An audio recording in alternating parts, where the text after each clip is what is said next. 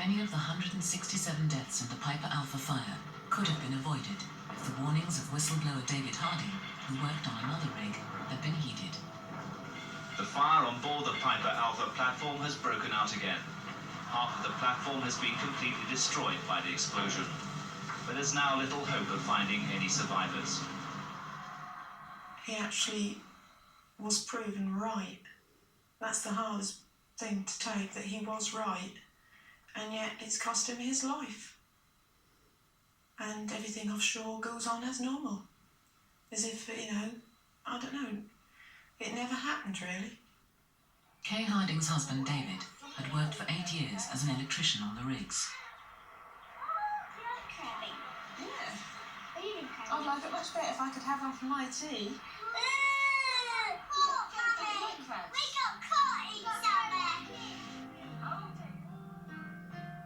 David was 27 when he and Kay got married.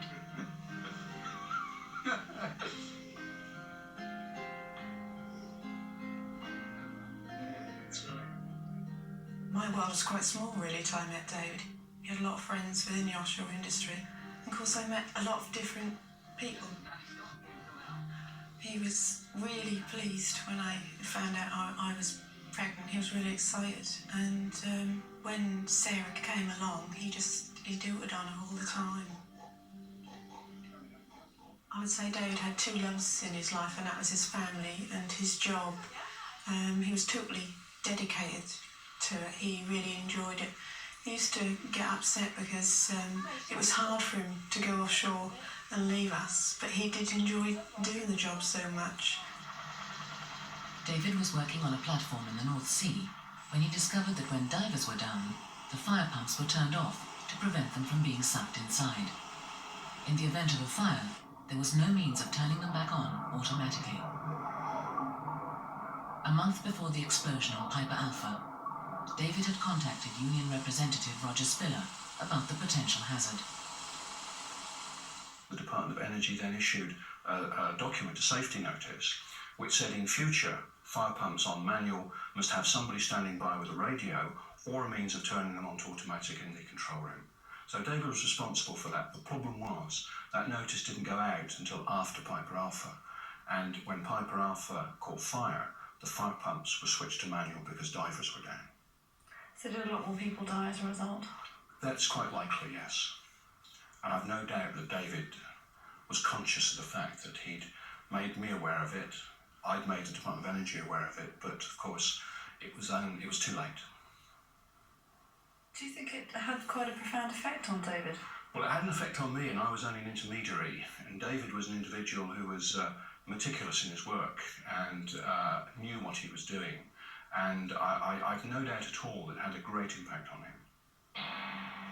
Because David blew the whistle, all platforms are now fitted with a special switch to turn the fire pumps from manual to automatic whenever fire breaks out.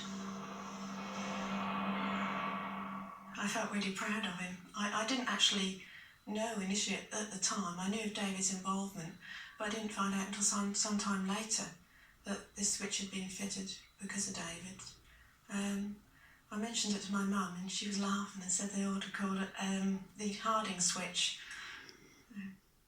David had improved safety standards on all rigs, but he'd also marked himself out as a troublemaker. 4 years after Piper Alpha, he blew the whistle again. This time he was seriously concerned about the safety of a major electrical system he was installing on a North Sea platform. Again, he turned to the union. He'd complained about the way in which the supervisor was asking him to carry out particular work. And he was saying to the supervisor, the book, the oil company book, says you've got to do it this way. And the supervisor said, no, do it my way. He felt that somebody could be seriously injured.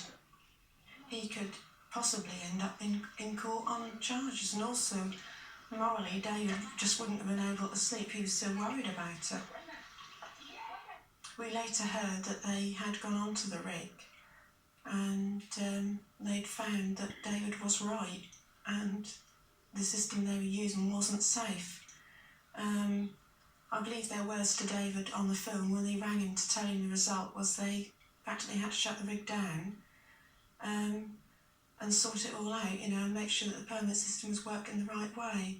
So David was proven to be right.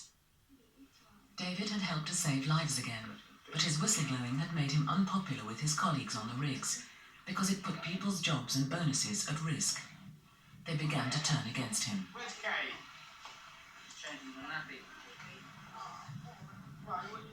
He had men who'd be working under him, and basically it got to the stage he couldn't control them. He was actually physically attacked by one of the men whilst offshore. He never actually knew why.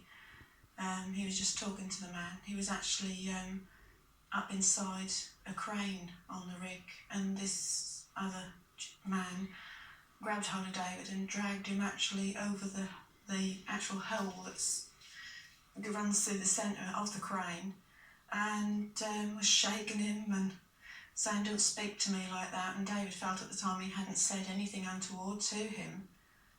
He did try to report that incident, and he was basically told to F off, and if he didn't like it he could leave the rig, and that was the sort of support that David received. Dave Fuller works as a general foreman offshore. He saw for himself how David Harding was victimised. He got no help whatsoever.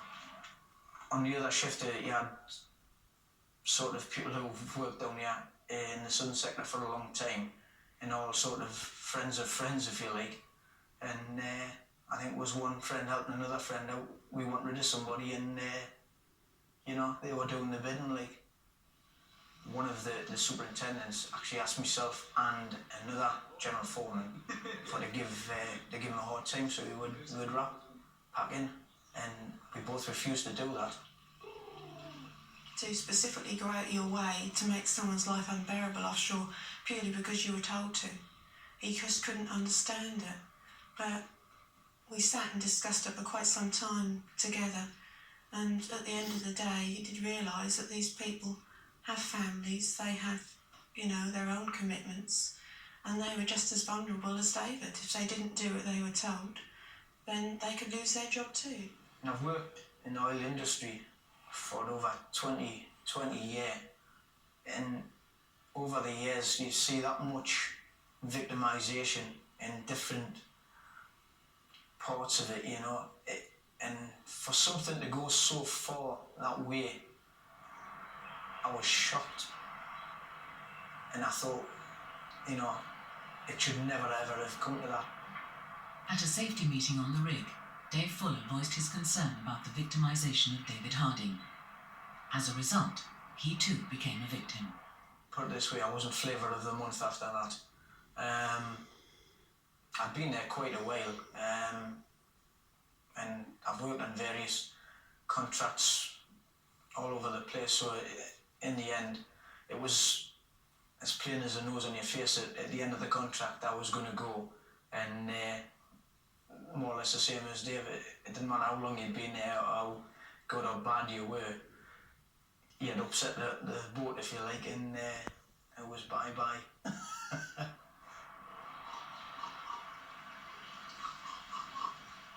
In November 1993, David Harding was finally singled out for redundancy. He was just simply told that the company who he was contracted to didn't have a blacklist, but if they did, David would be at the top of it. They then asked him to hand over his ID cards. They removed any papers he'd been working on, and then he was escorted from their property, and then he came straight home. As you can imagine, he was very upset. He couldn't believe that they'd actually treated him like that. And obviously it was very demeaning and upsetting for him to be, well, in his eyes, treated like a criminal. When he seen that he was losing his job down here, if you weren't working for the major contractor who had the work down here, you weren't working virtually. I think he seen his whole world sort of ending work-wise, and well, we all know what that means when you're not working is the knock-on effect of that it has on your family life and things like that. And I think he just seen his whole world collapse.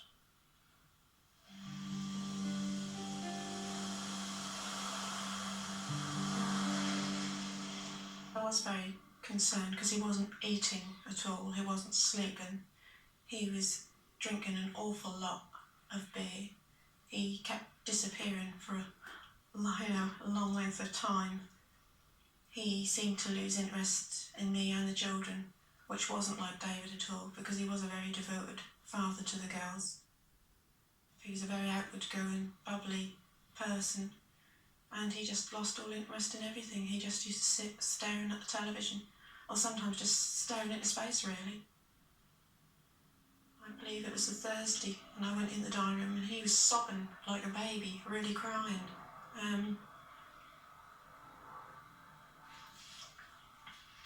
Sorry.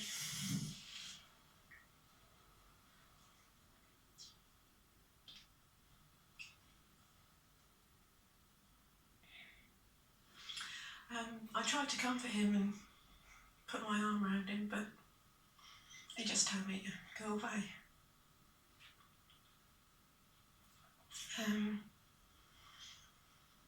And it just got worse from there. On the Saturday that he died, he was very quiet. I'd taken the children swimming in the morning. I tried to persuade him to come with us, but he didn't want to. And then as soon as we got home, I could hear him moving about in the house as if he was looking for something. I then went through to the kitchen and he had his coat on and was shutting the understairs cupboard door, and he pushed past me, sort of knocking me, and stood at the back door and opened it, and he just said, I'm going and I won't be back, and slammed the door behind him. I didn't say anything, I just didn't know what to do, for the best. And off he went, and I thought, well, he usually does go off on his own to sort things out, and he'll go for a walk and, peace and quiet, so I presume that is what he had done. But he didn't come home that night, and apparently he was found the next day at about 9:30 in the morning. He'd driven his car up to Fritton Woods, and he'd taken the pipe off my cleaner and put it on his exhaust and through the tailgate, and someone walking their dog had found him in his car dead. And I was notified later on during the day.